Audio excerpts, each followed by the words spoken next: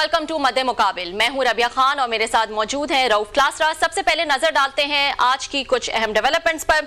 अफगानिस्तान में तहरीके तालिबान पाकिस्तान के 100 से जायद खुफिया ठिकाने, पाक अफगान हुकाम में डेडलॉक बरकरार, कशीदगी कम ना हो सकी, पाकिस्तान के मंदूब सादिक खान का अहम दौरा अफगानिस्तान।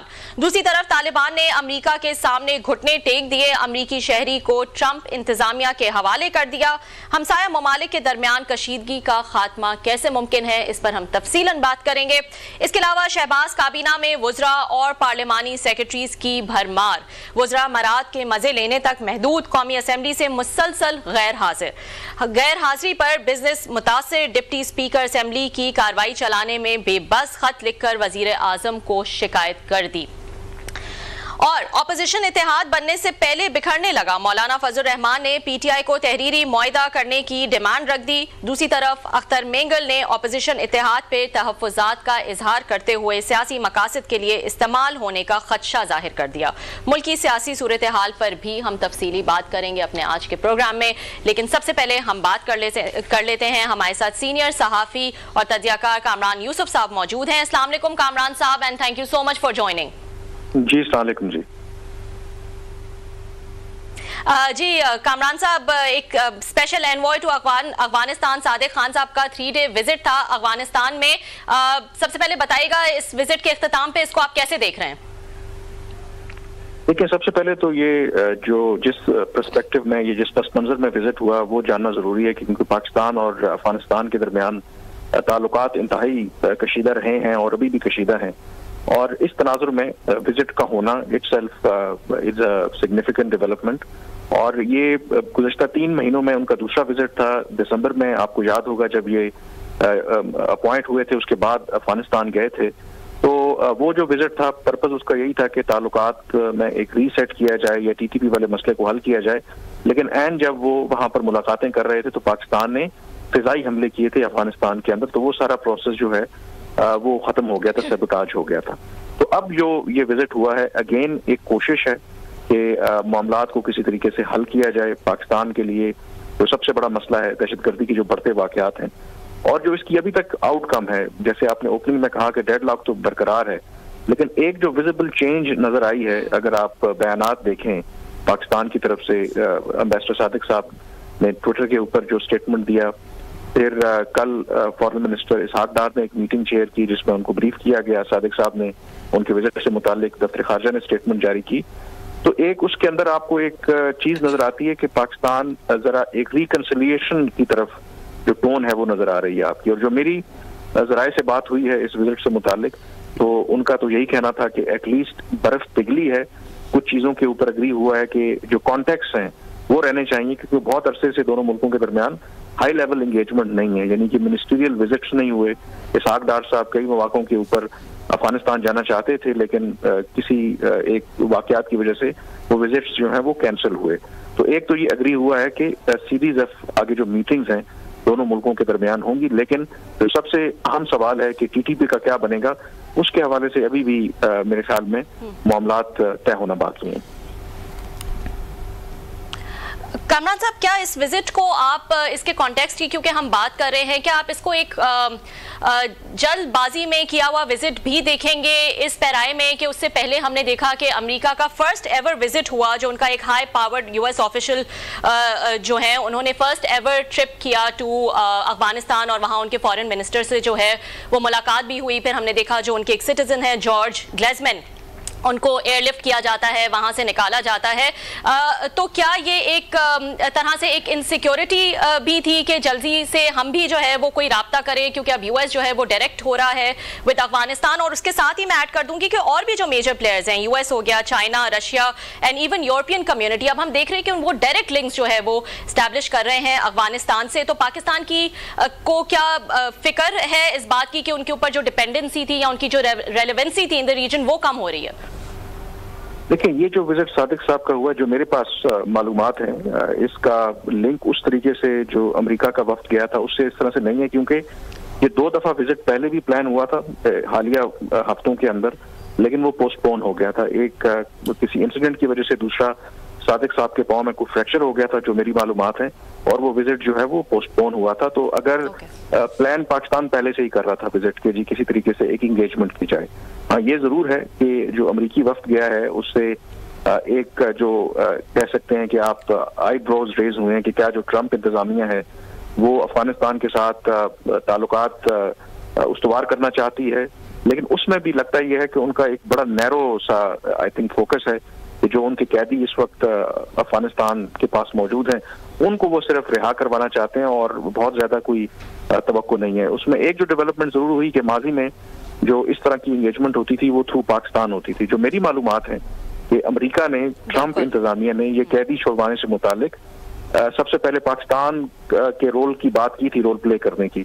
तो जो मुझे पता चला है कि पाकिस्तान ने कहा कि आप बेहतर है कि खुद डायरेक्ट डील करें, क्योंकि ऑलरेडी जाहिर है कि पाकिस्तान के ताल्लुकात अफगान तालिबान के साथ अच्छे नहीं है, लेकिन ट्रंप इंतजामिया ने पाकिस्तान से भी रब्ता किया था रिगार्डिंग रिलीज ऑफ दिस जो उनके शहरी हैं, लेकिन पाकिस्तान ने पोलाइटली जो है उसको रिफ्यूज कर दिया था।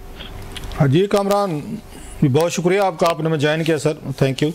आपने भी बात की है कि जो रबिया का सवाल था कि दुनिया अब डायरेक्ट जो है तालिबान से डील कर रही है, शायद हम भी यही चाहते हैं और मैं भी इस ज़ाती तौर पर इस स्ट्रेटजी के पॉलिसी के हक़ में हूँ कि हमने जो ठेका ले लिया था ना तालिबान का, कि दुनिया का कोई भी मसला होता था अगर उन तालिबान के साथ माजी में, तो हम उसमें दरमियान में होते हैं जी, हम आपका काम करवाते हैं, जो दरमियान में हम डील मेकर थे, तो हमें उसका बहुत नुकसान हुआ है। मेरा ख्याल है दुनिया जब भी कोई दहशतगर्दी हुई है, कोई भी मसला कहीं पे है, तो सब ने हमारे पर डाल दे दिए, देखें जी कि आपके तालिबान है, आपने भी इनको अपने पास रखा हुआ है, आपकी सुनते हैं, आप इनको पैम्पर कर दें, हमारे काम करा के दें। तो आप समझते हैं कि ये पॉलिसी जो है, जो आप भी कह रहे हैं कि पाकिस्तान ने कहा है कि डायरेक्ट आप खुद बात कर लें, जो अच्छा बुरा है खुद डील करें, हमें दरमियान में ना लें ताकि कल को हमारे पे कोई नज़ला ना गिरे। मेरे ख्याल में ये बिल्कुल ठीक है और उसकी वजह यही है जो आपने अभी जिक्र किया। जो मेरी बड़े एक जिम्मेदार जो एहलकार है उनसे बात हुई थी और उन्होंने कहा कि अमेरिका ने जब आपसे कहा था, उन्होंने कहा कि माजी के तजुर्बात को सीखते हुए कि जब भी हमें बीच में पड़े हैं तो हमें फायदा होने के बजाय नुकसान हुआ है, तो हमने कहा कि आप बेहतर है कि आप इस मामले को खुद डील करें। तो एक हिकमत अमली पाकिस्तान की बिल्कुल यही है कि ठीक है, उन्होंने डील करना है अफगानिस्तान के साथ तो खुद डील करें। और वो जो हमारे ऊपर इल्जाम आता है, क्योंकि जब आप पार्टी बनते हैं तो कहीं ना कहीं फिर आप पर भी जिम्मेदारी आयद होती है। कल अगर अफगान तालिबान का इनका कोई एतबार तो है नहीं, कल वो किसी डील से पीछे हटते हैं तो पाकिस्तान के ऊपर दबाव आता था। तो उस एतबार से एक तो ये भी वजह है और दूसरा जो ताल्लुकात की हमारी नौयत है इस वक्त पाकिस्तान और अफगानिस्तान की, तो उसमें शायद पाकिस्तान का कोई इतना इन्फ्लुएंस या लेवरेज है भी नहीं। इनफैक्ट अब पाकिस्तान और अफगान तालिबान के दरमियान मामलात को हल कराने के लिए कुछ जो कॉमन फ्रेंड्स हैं, मुस्लिम यूएई है, चाइना है, ये इनफैक्ट ये रोल प्ले कर रहे हैं। तो हालात जो है इस तरीके से बदल गए हैं। कहाँ पहले पाकिस्तान अफगानिस्तान और अफगान तालिबान के दरमियान दूसरों को थ्रू करवाता था, आज शायद हमें किसी तीसरे कंट्री की जरूरत है जो अफगानिस्तान के साथ हमारे ताल्लुकात को बेहतर करवाए। अच्छा, आपने अभी कहा कि बर्फ पिघली है, पहली दफा कोई थोड़ी सी लग रही है, तो आप समझते हैं बर्फ पिघलने के पीछे भी वो कैरेट एंड स्टिक वाली पॉलिसी जो उसने काम किया है कि जब हमने यहाँ से एक तो उनके साथ खुलकर, मतलब पाकिस्तान पहली दफा खुलकर सामने आया है, मतलब वो कहते हैं बैटल लाइन जहाँ पे ड्रान के आप एक डिक्लेयर किस्म का उनको एनिमी उनको समझा गया है और उसी हवाले से डील किया गया। और प्लस ये जो एक हमारे पास लेवरेज था अफगान शहरियों का, जिनको 30 या 31 मार्च की डेडलाइन दी गई थी, तो ये भी दबाव आया है उन पे अफगान पे, तो लिहाजा वो इनकी सादिक साहब की बात सुनने पे मजबूर हुए हैं और वो कुछ ना कुछ कंसेशन या पाकिस्तान की डिमांड जो है ना वो मानने के लिए तैयार हैं, क्योंकि पाकिस्तान ने कहा है कि जनाब कि आपके जितने अफगान शहरी रजिस्टर्ड भी हैं इनको वापस भेजा जाए। So it has worked. मेरा ख्याल है, आई थिंक जो मेरी पाकिस्तानी जराए से बात हुई है कि तो के तासुर समटाइम ये जाता है कि शायद पाकिस्तान अपनी पोजीशन से हटा है। अफगान तालिबान भले पब्लिकली ये तासुर देते हों कि उन्हें पाकिस्तान की जरूरत नहीं है, लेकिन अगर आप ट्रेड की बात करें, उनकी इतने बड़ी तादाद जो पाकिस्तान में मौजूद है, ओवरऑल उनकी डिपेंडेंस, क्योंकि Afghanistan is a land lock country दुनिया के साथ तिजारत करने के लिए, तो अफगान तालिबान को बहुत ज्यादा नुकसान है। पाकिस्तान को भी नुकसान है, लेकिन इन टर्म्स ऑफ अगर आप परसेंटेज देखें, पाकिस्तान की इकोनॉमी बड़ी है, तो बॉर्डर अगर बंद होता है तो पाकिस्तान की इकोनॉमी को 1% होगा तो उनकी इकोनॉमी को 20, 25, 30% नुकसान होता है बॉर्डर बंद होने का। तो एक जो मुझे पता चला है कि जब सादिक साहब वहां पर गए हैं तो मुझे यही बताया गया है कि वहां पर अफगान तालिबान ने उन्हें बहुत अच्छे तरीके से वेलकम किया है। वो बड़े डेस्परेट थे, क्योंकि ओवरऑल बैक चैनल तो चल रहे थे, लेकिन इस तरह की ऑफिशियल कांटेक्ट दोनों मुल्कों के दरमियान ना होने के बराबर था। और जो फॉरेन एड सस्पेंड की ट्रंप ने, फिर ये बॉर्डर बंद हुआ, फिर पाकिस्तान ने रेफ्यूजीज को वापस भेजने की जो बात की, उसकी वजह से, और फिर ये बातें भी आ रही हैं कि इंटरनल इनके अपने डिफरेंसेस भी हैं, वहां पर उनकी मईशत के बहुत बुरे हालात हैं। तो ये तमाम चीजें ऐड अप हो रही थी और उनके लिए बहुत ज्यादा वो दबाव था। तो उस वजह से वो भी मतलब इंगेज करना चाहते हैं पाकिस्तान के साथ, और इस लिहाज से आप कह सकते हैं कि जिस तरीके से उन्होंने वेलकम किया है, तो कहीं ना कहीं जो पाकिस्तान की एक टफ स्टांस है उसने काम तो किया है। बट उसमें सबसे अहम सवाल यही है कि क्या पाकिस्तान का दबाव उस हद तक काम करेगा कि जो टीटीपी के खिलाफ वो कार्रवाई करेंगे, वो आई थिंक अभी वर्क इन प्रोग्रेस है। अच्छा, आपने टीटीपी की बात की, माजी में भी हमने देखा कि अफगान ये जो तालिबान है वो ये समझते हैं कि अगर हमने टीटीपी पे ज़्यादा सख्तियाँ की तो ये बहुत सारे दाइश के साथ शामिल हो सकते हैं, लिहाजा हमारे पास हाप्सन चॉइस कहते हैं ना कि absolutely we don't have any choice otherwise, कि अगर हम इनको थोड़ा सा दबाते हैं तो ये जाके दाइश से मिल जाएंगे, और दाइश को इस वक्त रिक्रूटमेंट की भी ज़रूरत है, लिहाजा दाइश और तालिबान है वो एक दूसरे के दुश्मन है। सो आप समझते नहीं है कि तालिबान भी एक मुश्किल पोजीशन में है कि वो ऑपरेशन वो करते हैं वो टीटीपी के खिलाफ, तो वो दाइश के साथ मिल जाते हैं, उनके लिए प्रॉब्लम होते हैं, अगर नहीं करते तो पाकिस्तान, अमेरिकन या ये भी हैं, ये सारे उनके दुश्मन है। So what should they do? आपको क्या लगता है कि वो क्या करेंगे? डोमेस्टिक पीस देखेंगे कि जनाब के टीटीपी की वजह से हमारे मुल्क में तो अमन चल रहा है, वो दूसरे मुल्कों में क्या कर रहे हैं, it's none of our business. लेकिन दूसरी साइड पे ये है कि पाकिस्तान खड़ा हुआ है जो उन पे अटैक करने के लिए हमले पहले भी किए हैं। अब मेरा ख्याल है ये जो जहाँ सेशन हुआ है पार्लियामेंट का, उसमें भी ये चीज़ें इस तरह डिस्कस हुई हैं कि पाकिस्तान अब उनके पीछे जाएगा और वहाँ के उनके जो ठिकाने हैं उन पर अटैक करेगा। सो व्हाट विल मतलब तालिबान इस सिचुएशन में क्या करेंगे फिर? ये एक साइड पे पाकिस्तान बड़ा अग्रेसिवली चीज़ों को देख रहा है, हमारे अंदर टेररिज्म बढ़ा है, उधर उनका दाइश की थ्रेट है उनको वहाँ पर। देखिए, जो अफगान तालिबान का हमेशा से एक मौक़िफ़ रहा है, एक तो तारीखी एतबार से वो ये कहते हैं कि जब 9/11 अटैक्स के बाद अमेरिका ने हमला किया था और तालिबान की हुकूमत का खात्मा हुआ, तो यही जो आज की टीटीपी है या टीटीपी के लोग हैं, 2007 में वैसे बनी थी, लेकिन उस वक्त ये जो मिलिटेंट ग्रुप्स थे इन्होंने पाकिस्तान के जो साबका कबायली इलाके थे वहाँ इनको पनाह दी थी, और फिर बाद में ये अमरीकी फौजियों के खिलाफ मिलकर लड़ते भी रहे हैं। और एक तो बहुत बड़ा फैक्टर ये है कि क्योंकि हमारे साथ ये हमारे इत्तेहादी रहे हैं, और फिर इनकी वहाँ पर शादियां भी हुई हैं, मतलब अफगान सोसाइटी में इंटर जो मैरिजेस वगैरह भी हुई हैं, वो भी फिर इनकी अब रिश्तेदारियां भी बन गई हैं। एक तो कॉम्प्लेक्स वो ये सिचुएशन है, वो कहते हैं कि हम इनके खिलाफ ताकत का इस्तेमाल नहीं कर सकते। दूसरी वजह जो आप कह रहे हैं, वो पहले भी ये कहते रहे हैं कि हमारे लिए दाइश नंबर 1 एनिमी है, इनके खिलाफ हम कार्रवाई करेंगे तो इनके जो लोग हैं वो दाइश से मिलेंगे तो हमारे लिए एक बहुत बड़ी थ्रेट बन जाएगी। और इस विजिट के दौरान भी अब तालिबान कहते क्या हैं, वो इस चीज को मानते हैं, प्राइवेटली वो एतराफ करते हैं कि टीटीपी इज अ प्रॉब्लम, और एट टाइम्स वो कहते हैं कि शायद टीटीपी अब वहां पर इतना बड़ा ग्रुप बन गया है कि तालिबान के लिए भी मुमकिन नहीं है कि उनको वो कंट्रोल करे। वो अपनी बेबसी का भी इजहार करते हैं।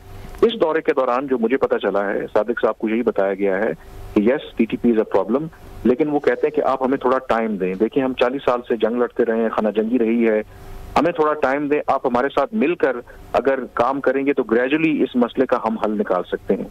अब पाकिस्तान इस बात से कन्विंस नहीं है। पाकिस्तान कहता है कि ये कोई तरीका नहीं है, ऑलमोस्ट 4 साल होने वाले हैं और ये पहले भी आप हमें कहते रहे हैं, और अगर वाकई आप सिंसेयर हैं तो एटलीस्ट जो लेवल ऑफ वायलेंस है वो तो कम होना चाहिए। अब दूसरा, अफगान तालिबान ये भी कहते हैं कि वो कहते हैं देखें, आपके पास तो बड़ी मुनज़्ज़म फौज है, आपके पास ड्रोन्स भी हैं, आपके पास सर्वेलेंस कैमरास भी हैं, 2600 किलोमीटर तवील बॉर्डर है, और आप जो लोग अफगानिस्तान से आते भी होंगे, अगर आप उनको नहीं रोक सकते तो हम उन्हें कैसे रोक सकते हैं। लेकिन पाकिस्तानी हुकाम का कहना है कि ये उनकी तरफ से एक लेम एक्सक्यूजेज हैं, क्योंकि उनकी जो क़यादत है वो काबुल में बैठी हुई है, गोखोस में बैठी हुई है। ऐसा तो नहीं कि उनकी जो मरकजी क़यादत है वो रोज बॉर्डर से आते जाते हैं। तो ये इश्यूज हैं। अफगान तालिबान के ऊपर दबाव भी है, अब डोमेस्टिकली वो एक्शन करना चाहते भी नहीं हैं। फिर जो एक और जो फैक्टर अब ऐड हुआ है कि हालिया दिनों में या महीनों में ये देखा गया कि इंटरनल इनके इख्तिलाफात भी हैं। तो अगर कुछ जो ग्रुप हैं जो सपोर्ट करते हैं टीटीपी को, अफगान तालिबान की, उनका ख्याल है कि अगर इनकी आपस में लड़ाई होती है तो उसमें टीटीपी जिसके साथ होगी, ज़्यादा नंबर्स है ना, उनके पास हथियार भी हैं, फाइटर्स भी हैं, तो उनका पलड़ा भारी होगा। तो इस वजह से भी एक जो डायनामिक्स है वो ये डायनामिक्स भी है जिसकी वजह से वो टीटीपी के खिलाफ कार्रवाई नहीं करते। अच्छा कामरान, ये तो एक टीटीपी का बड़ा पुराना इशू चल रहा है पाकिस्तान में, fair enough what about BLA? अब तो नई जो रिपोर्ट्स आ रही हैं कि BLA के भी वो कहते हैं, पाकिस्तान की तरफ से कहा जाता है कि अभी जो ये ट्रेन हाईजैकिंग हुई है, इतना बड़ा ब्लडशेड वायलेंस किया गया है, BLA ने क्लेम किया जिसको, उसका भी वो कहते हैं ताने बाने जो है सारे अफगानिस्तान से मिलते हैं। पहले TTP थी, अब तो BLA भी है। तो BLA के मसले पे कोई बातचीत है? चलो TTP की तो हमें समझ आ रही है, जो उनके इंटरनल मसाइल हैं वो तालिबान एक ही हैं जनाब, उनके पास एक्सक्यूजेज हैं, हमने ऑपरेशन किया तो वो मिल जाएंगे। What about BLA? ये लोग जो हैं इनके बारे में भी सादिक साहब ने कोई बातचीत की होगी, इस पे क्या रिस्पांस रहा? ये जो नई थ्रेट है ये पाकिस्तान के लिए TTP के बाद। बिल्कुल बात हुई है इस मामले के ऊपर भी, और इस पर जो अफगान तालिबान का मौकफ है वो ये कहते हैं कि हमारा कभी भी ये जो बलोच तंजीमें हैं इनके साथ कभी हमारा कोई ताल्लुक नहीं रहा, ना नजरियाती तौर पर ना अदरवाइज। वो तो इस इल्जाम को कम्प्लीटली डिनाई करते हैं। और एक बात कि जब अगस्त 2021 में अफगान तालिबान आए थे तो कंधार के आसपास मौजूद थे ये BLA वाले लोग, और ऐसे तो शुरू में जो एज अ गुडविल के तौर पर TTP के खिलाफ तो कार्रवाई नहीं की अफगान तालिबान ने, लेकिन शुरू में ये जरूर कहा गया कि जब अफगान तालिबान आए तो BLA को ये खदशा था तो उनके लोग वहां से निकले भी थे। लेकिन लेटर ऑन जो सिचुएशन चेंज हुई है कि पाकिस्तान और अफगानिस्तान के दरमियान जो ताल्लुकात खराब हुए हैं, फिर TTP और BLA के दरमियान भी कहा जाता है कि कोऑर्डिनेशन है। UN की रिपोर्ट्स भी हैं, और उसमें खास करके जो इनका मजीद ब्रिगेड है जो सुसाइड विंग है, क्योंकि BLA पहले या बलोच ये तंजीमें खुदकुश हमले नहीं किया करती थी, इनकी ट्रेनिंग खुदकुश हमले कैसे करने हैं सब कुछ है।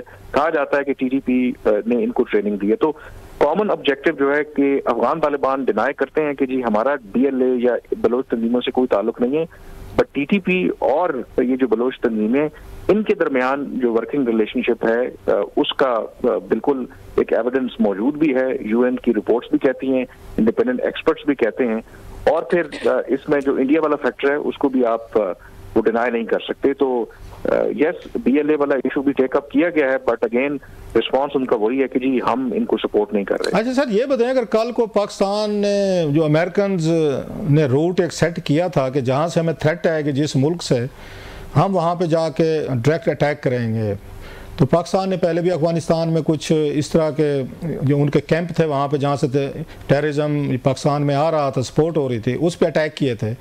अब क्या इस पे अफगान तालिबान कोई अपनी क्वाइट किस्म की अंडरस्टैंडिंग उन्होंने दी है या देंगे इनको सादिक साहब को कि कल को BLA के कैंप्स पे या TTP पे अगर पाकिस्तान की तरफ से इसका रिस्पांस दिया जाता है कि हमारे शहरियों को आप कत्लेआम कर रहे हैं तो हम उसका वो ले रहे हैं, उस पर आपके पीछे आ रहे हैं, what will be the response of Taliban? ये कोई सादिक साहब ने बात की, इस पर कोई चीज़ हुई? जैसे पाकिस्तान में एक स्टेज पर आपको याद होगा ड्रोन की बात हुई थी कि जब उन्होंने कहा जनाब कि ठीक है आप ड्रोन या अमेरिकन जो है वो यूज़ करते रहें इन पे, ये TTP पे हम एहतजाज करते रहेंगे, आप ड्रोन ये चलाते रहें। तो इस तरह की कोई अंडरस्टैंडिंग पॉसिबल है पाकिस्तान और अमेरिका में?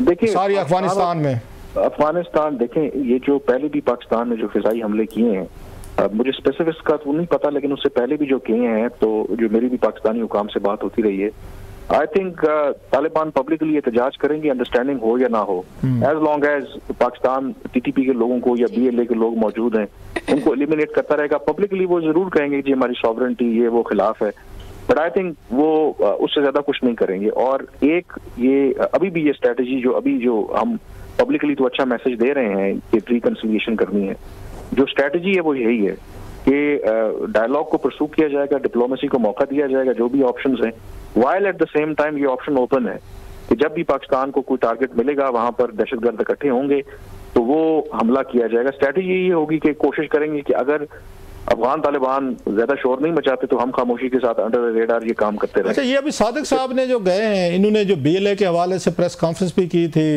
DGISPR ने, बाकी लोगों ने, जिसमें अफगानिस्तान से बातचीत हो रही है, राब्ते हैं जब ट्रेन हाईजैकिंग में, कोई सबूत वगैरह भी, कोई डोजियर, कोई फाइल वगैरह दी गई है तालिबान को, कोई रिकॉर्डिंग, कोई उनकी इंटरसेप्ट जो की गई हैं कि ये देखें जनाब आपकी सॉइल इस्तेमाल हो रही है, और BLA के लोग जो हैं उन्होंने ट्रेन हाईजैकिंग में सारे के सारे राब्ते में थे and they were getting instruction, any file again handed over to the Taliban भाई सादिक साहब?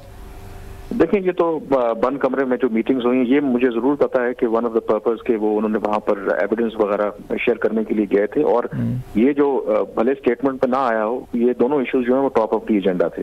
लेकिन इसमें जो फर्दर स्पेसिफिक्स हैं कि बहुत क्लियर कट जो एविडेंस है जो हमारी इंटेलिजेंस एजेंसीज के बाद है, तो उसमें मैंने यही आपको बताया कि उसमें ये तय हुआ है कि जो सीरीज ऑफ मीटिंग्स आगे होनी है, कई ऐसी जो प्रॉपर मैकेनिज्म्स थे जिनकी मीटिंग्स नहीं हुई पहले, तो उसमें फिर इंटेलिजेंस के ऑफिशियल्स भी आइंदा आने वाले वक्तों में 15 अप्रैल से पहले इस तरह की एक JCC की एक मीटिंग जो होनी है, तो आई अस्यूम कि उसमें जो अभी तो सादिक साहब ने अगर जो भी एविडेंस दिया हो, मोर स्पेसिफिक एविडेंस प्रोबेबली उस फोरम के ऊपर भी पेश किया जाएगा, क्योंकि उस तरफ फिर अफगानिस्तान की साइड से भी आपको इंटेलिजेंस के लोग ही बैठे होते हैं, तो कुछ चीजों का जो इन्फॉर्मेशन का तबादला है, जाहिर है कि जब आप बातचीत करते हैं तो वो अपने काउंटर पार्ट्स के साथ ही करते हैं। तो यस, एविडेंस जनरली जो बिल्कुल मेरे ख्याल में शेयर किया गया है, बट मोर स्पेसिफिक्स के लिए फर्दर आगे जो है वो मीटिंग्स होंगी। बहुत शुक्रिया sir, thank you very much, thanks a lot.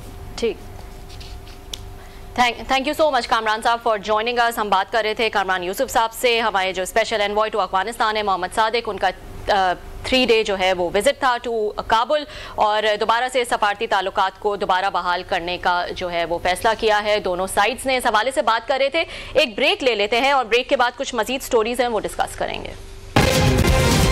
Welcome back नाज़रीन, कुछ सियासी मंजरनामे पे क्या हो रहा है उस हवाले से बात कर लेते हैं। ऑपोजिशन इत्तेहाद बनने की बातें हो रही थी और ईद के बाद जो है वो कोई तहरीक चलाने की भी बात हो रही थी। हम देख रहे थे कि PTI जो है वो इस कोशिश में थी कि दूसरी जो इत्तेहादी जमातें हैं उनको जो है वो ऑन बोर्ड ले ले, ऑपोजिशन जमातों को ऑन बोर्ड ले ले इस तहरीक को चलाने में, और इसमें सबसे इंपॉर्टेंट रोल जो है वो ऑब्वियसली मौलाना फजल रहमान का नजर आ रहा है कि क्या वो ऑन बोर्ड होंगे या नहीं होंगे। क्लासर साहब, आपको क्या लग रहा है? अभी हमने रिसेंटली ही देखा, चाहे वो 26वीं आईनी तरमीम हो या ये जो सिक्योरिटी का इजलास जो है वो हुआ, इसमें तो दोनों, चाहे मौलाना और PTI दोनों अलग अलग ही सिमत में नजर आए हैं, लेकिन आगे जाके आपको लगता है कि कोई किसी एक चीज पे जो है वो कोऑर्डिनेशन हो सकेगी और तहरीक में मौलाना भी इनके साथ उसी तरह होंगे जिस तरह से PTI चाहती है? ये बड़ा अहम सवाल है जो आपने किया है कि क्या PTI जो है वो क्या गेन करने वाली है मौलाना साहब से। मुझे ये लगता है, माई रीडिंग नोइंग मौलाना साहब पॉलिटिक्स ऑफ बिट 2002 से मैं फॉलो कर रहा हूँ पार्लियामेंट में, इनकी प्रेजेंस को, इनकी स्पीचेस को, इनकी मूव्स को, जो भी पॉलिटिकल सब बहुत कुछ सुना है, समझा है मौलाना साहब को। मैं अभी भी समझता हूँ कि मौलाना साहब जो हैं वो ये इमरान खान साहब को वो यूज़ करते रहेंगे, उन्हीं का क्लाउड, उन्हीं की पावर वो यूज़ करेंगे। इमरान खान साहब इस पोजीशन में नहीं है कि वो मौलाना साहब को अपने किसी भी पर्पज़ के लिए इस्तेमाल कर सकें। मैं आपको 2-3 मिसालें देता हूँ कि मौलाना साहब ने पहले भी खान साहब के ज़रिए उन्होंने 26वीं तरमीम जो है ना, उसमें उन्होंने जो कुछ उन्हें चाहिए था उन्होंने हासिल किया। जो मदारस के हवाले से बिल था, आपको याद होगा, उस पर बड़ा डेड लॉक रहा। उन्होंने खान साहब एंड कंपनी के साथ मीटिंग्स भी की, साथ भी रखा, सब कुछ रहे, इजलास हुए, घर पे आ रहे हैं, जा रहे हैं, सब कुछ। PTI ने सोचा जनाब कि बड़ा अच्छा टाइम है मौलाना साहब के साथ टू मेंड फेंसेस और हम इनको अपने साथ मिला लेंगे। मौलाना साहब बिल्कुल एक होशियार समझदार शिकारी की तरह वो ताक में बैठते हैं, वो वेट करते हैं। मौलाना की सबसे बड़ी क्वालिटी है कि ही कैन वेट। वो कहते हैं ना कि good things happen to those who can wait, and मौलाना can wait. Politics is all about waiting, कि वेट करें, पेशेंस करें, अपने ये शिकार को निशाने पे आ जाएं, then go for the kill. That's what मौलाना डज, और does in a very classic way. हमने भी पिछले दिनों 2-3 उनके देखी हैं, मतलब मज़ा आ गया सियासत का। पाकिस्तान में ऐसे ही होते हैं ना, बहुत से लोग कहेंगे देखें जनाब कि आप इसको मज़ा ले रहे हो, भाई हम क्या कर सकते हैं, क्योंकि हमारे कहने पर ना सियासत चलती है, ना ये सियासतदान चलते हैं, ना आप लोग चलते हैं। हम बैठ के चस्के ले सकते हैं, सियासी चस्के ले सकते हैं। सियासी चस्का ये है कि जनाब आप गए थे कि आपको एक और तहरुल कादरी साहब की ज़रूरत थी, तहरुल कादरी साहब के बंदे चाहिए थे। उस वक्त तो जनरल ज़हीरुल इस्लाम साहब बैठे थे ना, उन्होंने आपको फौरी तौर पर तहरुल कादरी साहब और उनके बंदे मंगवा कर दे दिए थे इमरान खान साहब को, कहें जनाब कि ज़रा इधर कमक दें, सपोर्ट दें, ज़रा यहाँ पे खान साहब ये मतलब कमज़ोर पार्ट हैं 2014 में। अब उसी तरह की इमरान खान साहब के जहन में ये आती हैं कि एक और हमें इस वक्त वो चाहिए, जनरल ज़हीरुल इस्लाम टाइप कोई बंदा चाहिए। अब वो मिल कोई नहीं रहा, ना ISI से कोई सपोर्ट आ रही है, ना GHQ से आ रही है, ना किसी और जगह से आ रहे। बेचारे इमरान खान साहब इस वक्त अकेले हैं। मौलाना साहब को पता है कि इस वक्त खान साहब जो है ना वो अकेले रह गए, उनको कोई सपोर्ट नहीं है, कहीं से कोई भी उनको इदारा, कोई ग्रुप, कोई पॉलिटिकल पार्टी नहीं दे रही। लिहाजा सारे अंडे इमरान खान साहब ने इस वक्त मौलाना साहब की बास्केट में डाले हुए हैं, उनके दरवाजे पे बैठे हुए हैं कि जो भी भला होगा मौलाना साहब के घर से होगा। मौलाना साहब ये बात समझ चुके हैं कि इनका मेरे बगैर काम नहीं चलता, लिहाजा वो मर्जी से घुमाते रहते हैं। पहले उन्होंने इनको घुमाया 26वीं तरमीम में, साथ रहे, सब कुछ, बल्कि एहसान ठोका उन पर। उन्होंने कहा ये तो ये करने वाले थे, कोई 50 कोई 55 चेंजेस कर रहे थे कवानीन में, मैंने लड़ भिड़ के 22 तक ले आया हूँ, ये मेरी मेहरबानी है। ये तो फौजी अदालतें भी ला रहे थे, ये फलाने फंड ला रहे थे, और फौजी अदालतों में इमरान खान का ट्रायल होना था, सिविलियन आप लोगों का होना था, मैंने आपको बचा लिया। दरमियान में से उन्होंने अपना मुसवदा निकाल दिया कि फंडिंग की, वो जो भी फंडिंग होगी उसका ऑडिट नहीं होगा, अपना काम निकलवा लिया उन्होंने हुकूमत से। और थ्रेट वही थी कि अगर आप लोग मुझे नहीं करते तो मैं इमरान खान साहब के साथ मिल जाऊंगा। सो वो थ्रेट उन्होंने इस्तेमाल कर ली, इमरान खान उनको इस्तेमाल नहीं कर सके, नंबर 1। नंबर 2, अभी रिसेंटली हमने देखा पार्लियामेंट का पार्लियामेंट्री कमेटीज का जो इजलास हुआ जिसमें आर्मी चीफ, DGI ऐसे सारे लोग आए थे, उसमें मौलाना साहब ने फिर इस्तेमाल कर लिया कि PTI फिर गायब थी। उन्होंने वहाँ पे खड़े होकर एस्टेब्लिशमेंट जो नाराज थी किसी हद तक उनसे, मौलाना के बयानात से, उन्होंने वहाँ खड़े खड़े उनके साथ भी तल्लुकात अपने ठीक कर लिए, जनाब आए इधर। ये दूसरी दफ़ा हुआ, अब वो तीसरी दफ़ा इस्तेमाल वो करना चाह रहे हैं। ये बड़ा इट्स ए बिग, मतलब आपकी दफ़ा बिग बम शेल। मौलाना साहब इस दफ़ा बड़ा, वो कहते हैं ड्रैगन स्लेयर जो होता है ना, इस दफ़ा वो बड़ा शिकार करना चाहते हैं। उनका शिकार जो इस दफ़ा है वो है अली अमीन गंडापुर साहब। उनकी आंखें जो लगी हुई हैं, वो दरख्त पे, ऊंचे दरख्त पे बैठे हुए हैं, मचान लगा के बैठे हैं, और पिछले 1 साल से वो ताक में बैठे हुए हैं कि अली अमीन गंडापुर साहब किस वक्त मेरे निशाने पर आते हैं और मैं इनको अपना शिकार करता हूँ। सो अब की दफ़ा जो शिकार है, उनकी नज़रें हैं वो अली अमीन गंडापुर साहब पे हैं कि उनकी मैंने वजारत आला और उनकी चीज़ें लेनी है।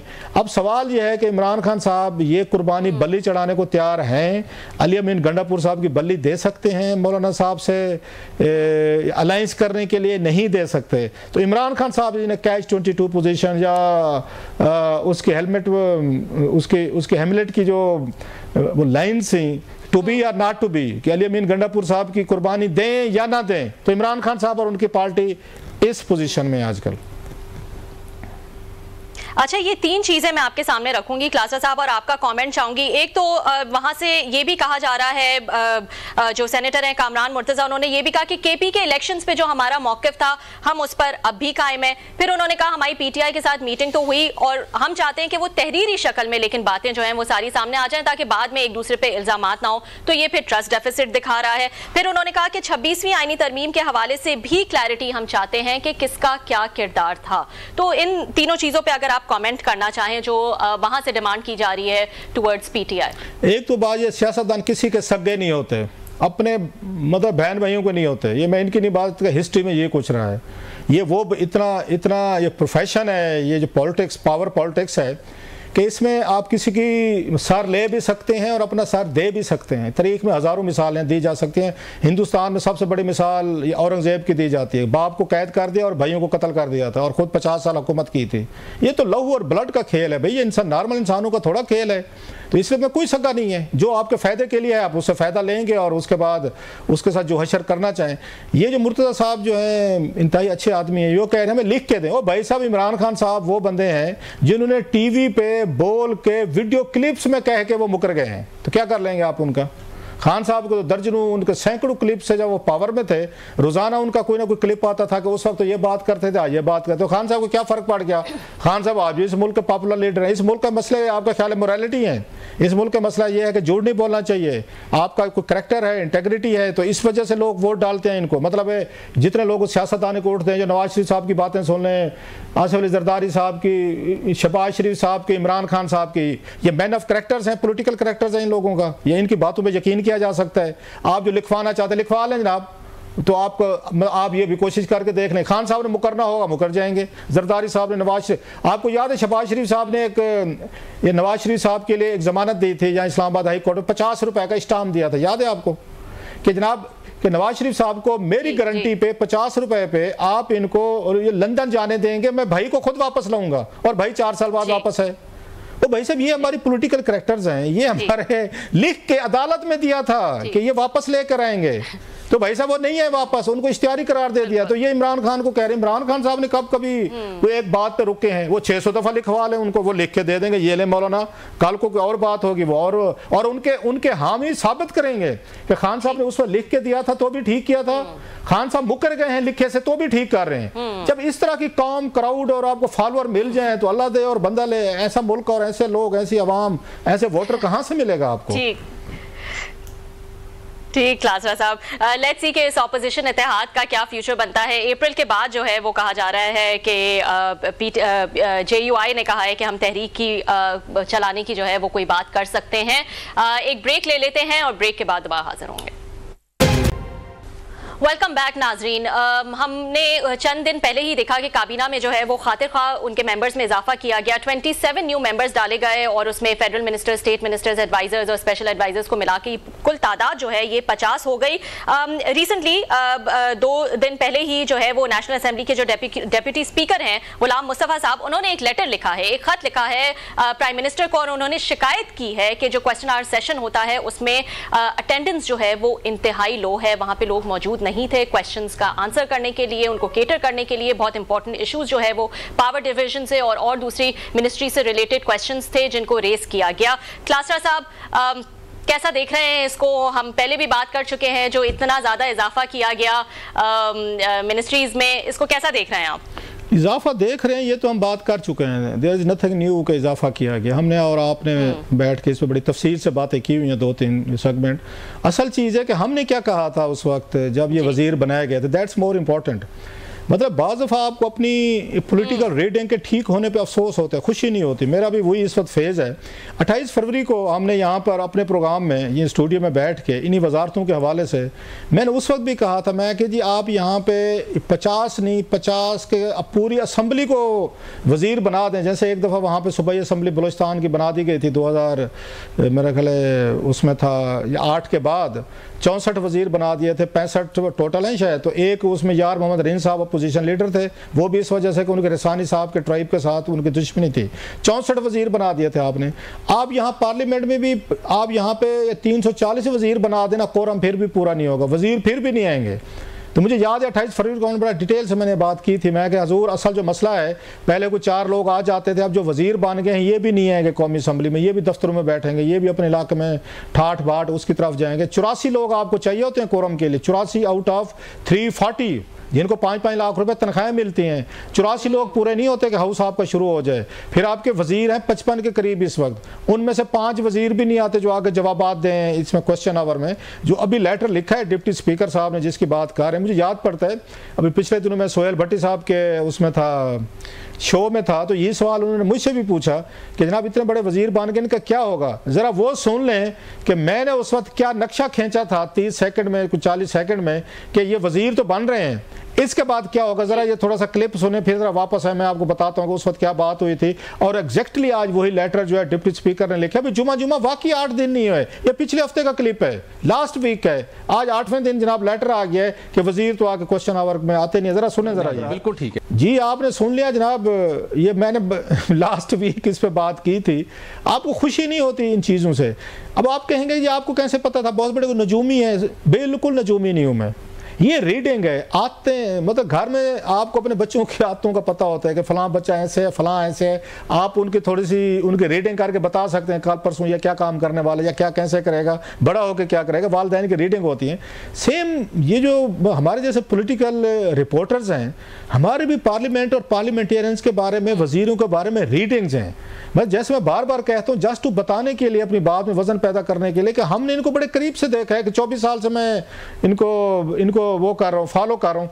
मुझे नहीं याद पड़ता कोई असम्बली ऐसी गुजरी हो, कोई एक स्पीकर जिसने लेटर ना लिखा हो वजीर आजम को कि आपके कैबिनेट के मिनिस्टर यहाँ पे हाउस को सीरियस नहीं लेते, आते ही नहीं है, और बना लें जनाब आप वजीर। हाँ, यूसुफ रज़ा गिलानी साहब एक थे वजीर आजम जो हर में उसमें आते, सेशन में आते थे, बैठते थे, बाज़ वक्त क्वेश्चन आवर के खुद जवाबात देते थे। तो वजीर इसी वजह से आ जाते थे कि वजीर आजम बैठा है। अदरवाइज याद सादिक साहब के दौर में सबसे ज़्यादा लेटर लिखे गए हैं वज़ीर आज़म को, और मादरत के साथ याद सादिक साहब से बहुत ज़्यादा।